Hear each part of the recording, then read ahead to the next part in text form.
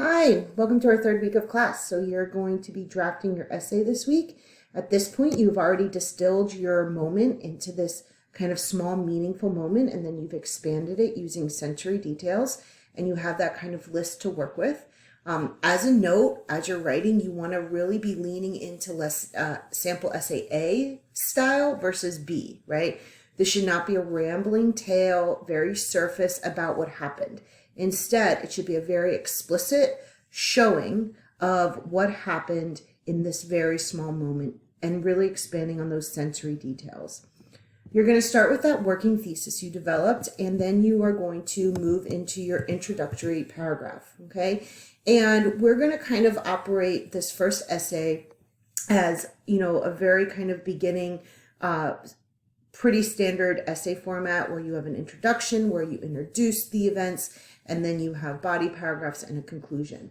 As we move into our other essays, we can play around with that order, but just for our first one out of the gate, you want to kind of be thinking about, okay, how can I introduce this story in an interesting way? How can I expand on it? And then how can I bring it to a close? All right. This is kind of the plan that I did for myself, and you can make one for you.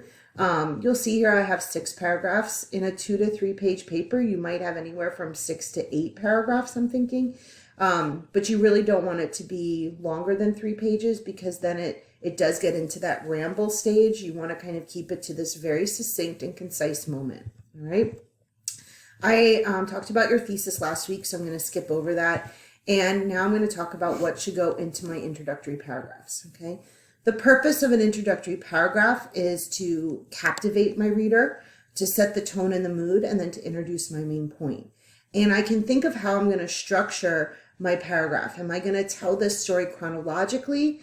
Am I going to what we call backfill, right? Am I going to give this like very kind of powerful or dramatic sentence and then go back and fill in the rest of the story?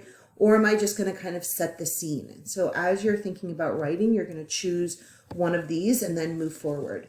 The way that I kind of did it is the backfill, right? So I'm starting with, the moment that I finish, and then I'm going to get to my point. So here is my sample intro, and you're going to see up here that it's a working intro.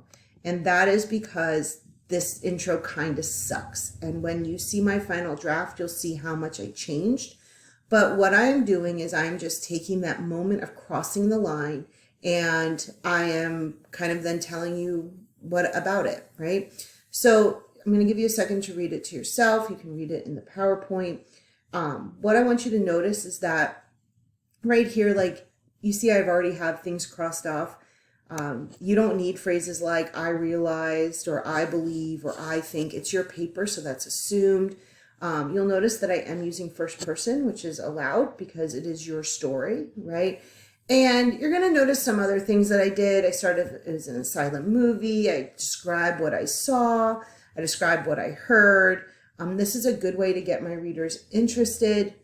And this is like an okay way to start, right? So I'll leave it at that. And I accomplished my goal, right?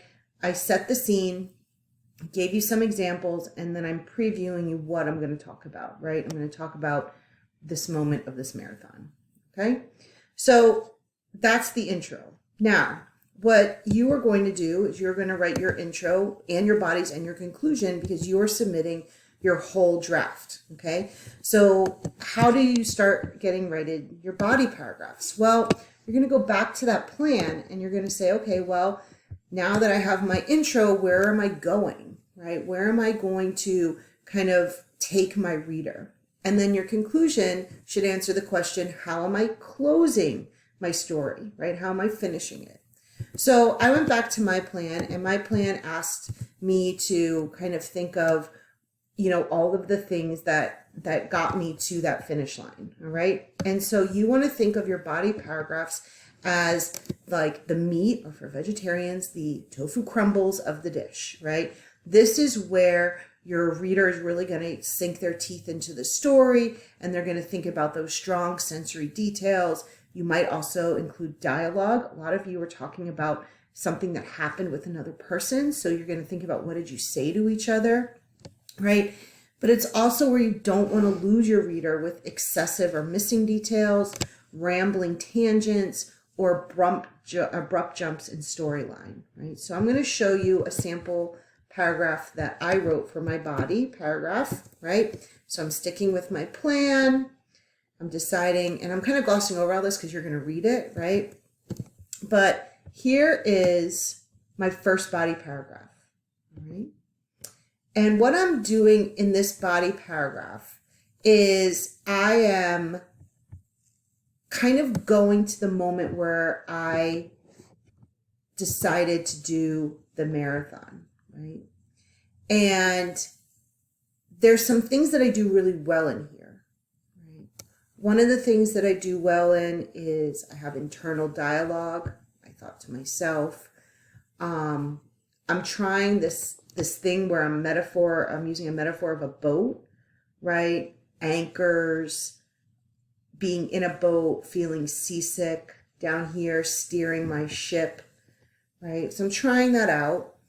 The other thing that I'm doing is I'm using some details. I wouldn't say they're awesome, right? I'm using some things I'm kind of just telling you at this point, right? This is an okay body paragraph.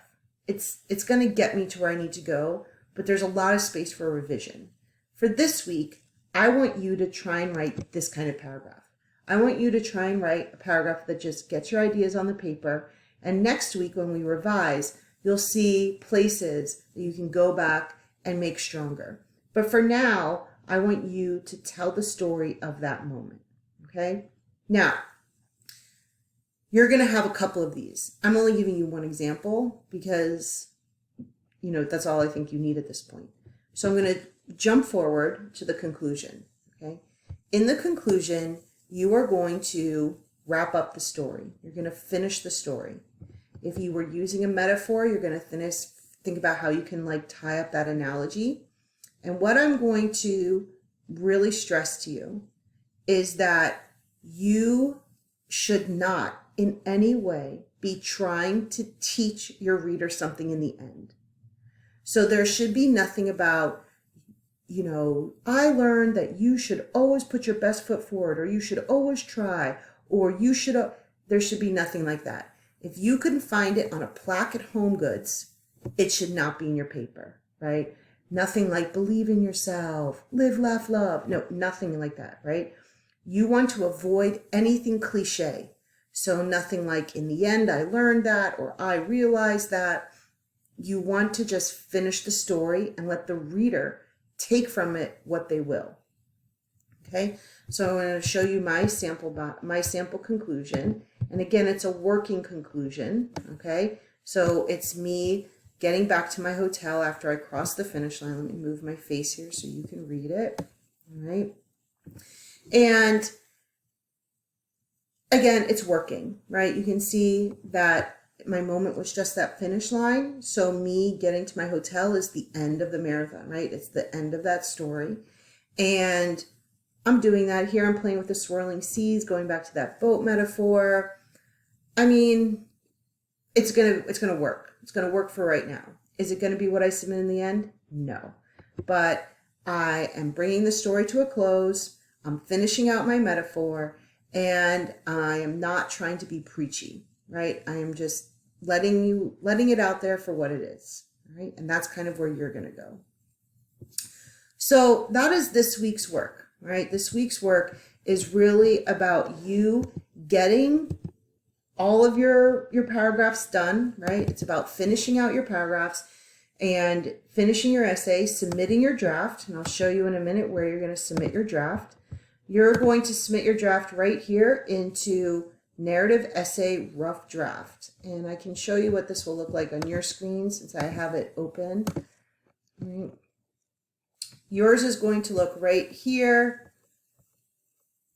Narrative Essay Rough Draft, due December 5th. Okay. And I'll remind you again that there's no late work accepted.